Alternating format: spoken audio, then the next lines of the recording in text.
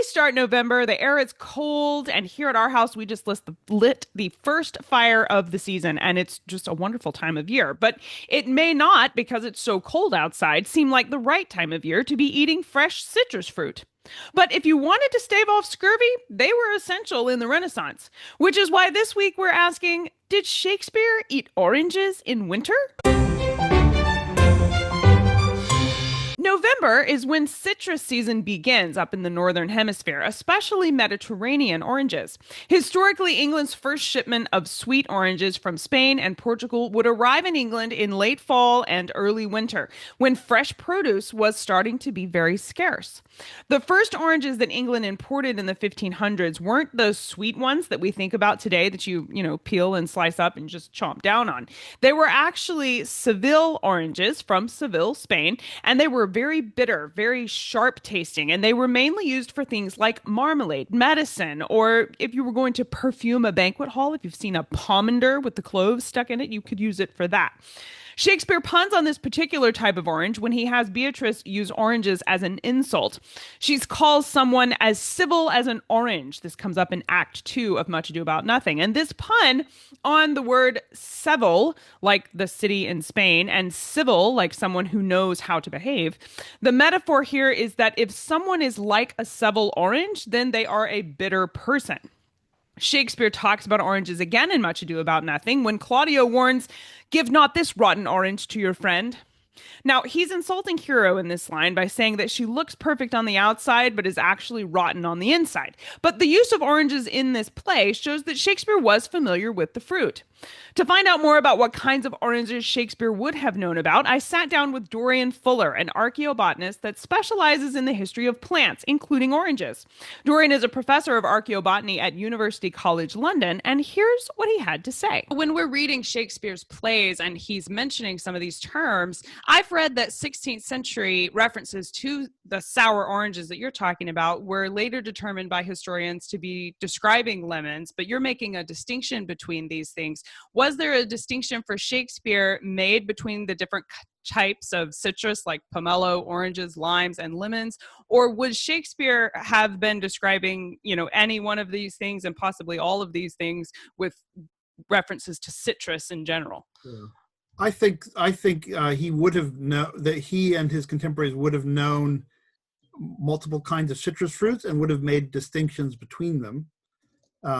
It's certainly true that there would have been fewer varieties known then than we know now. We have global supply chains from all over the world, and we get lots of different varieties of citrus fruits in our grocery stores. They would have had fewer to contend with, but I'm sure that those they had, that people in Shakespeare's day were quite knowledgeable about the differences, and they would have had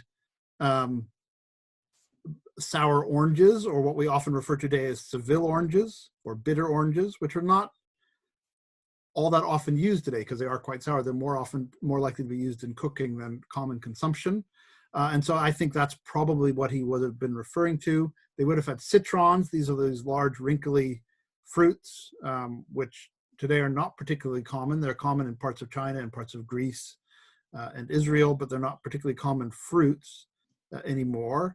They would have had lemons, and they probably would have also known limes. So Arabic sources suggest that in the Arab world, they started cultivating and making distinctions between lemons and limes from the 13th century.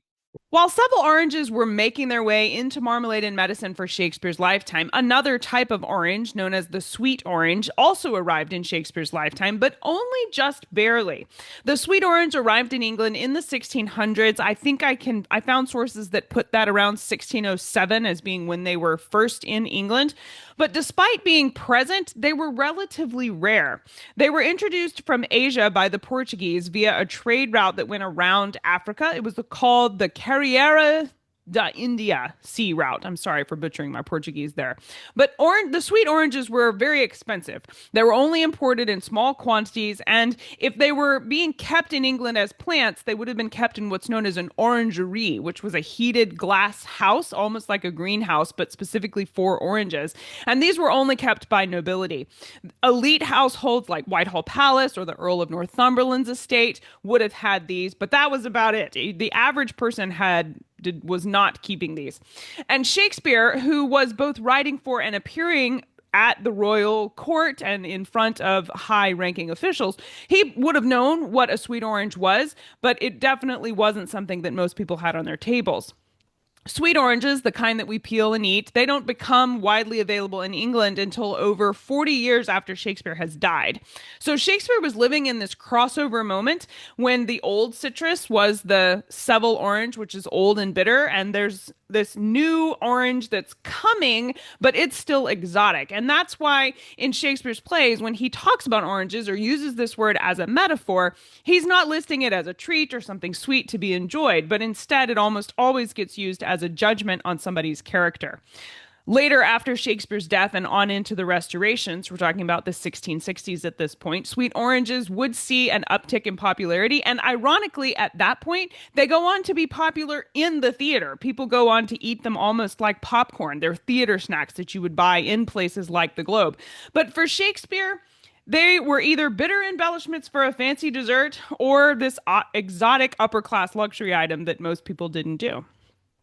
If you'd like to hear more about the history of oranges, how they arrived, and where they came from, then you can check out our entire podcast episode with Dorian Fuller at CassidyCash.com/episode 115. That's CassidyCash.com/EP115. It's completely free to listen to the whole episode, so find out more about them there. While you're on the website, if you enjoy this topic and you want to go into all the in-depth history about oranges, be sure to access the Research Vault when you become a member of that Shakespeare Society. Inside the members area, we have museum artifacts, primary sources, and period paintings, all related to the history we share about here on the show. So if you'd like to come inside our little in-depth community there, you can join by clicking Become a Member anywhere on the CassidyCash.com website. That's it for this week. Thank you for watching. I'm Cassidy Cash, and I hope you learned something new about the Bard. I'll see you next time. Bye-bye.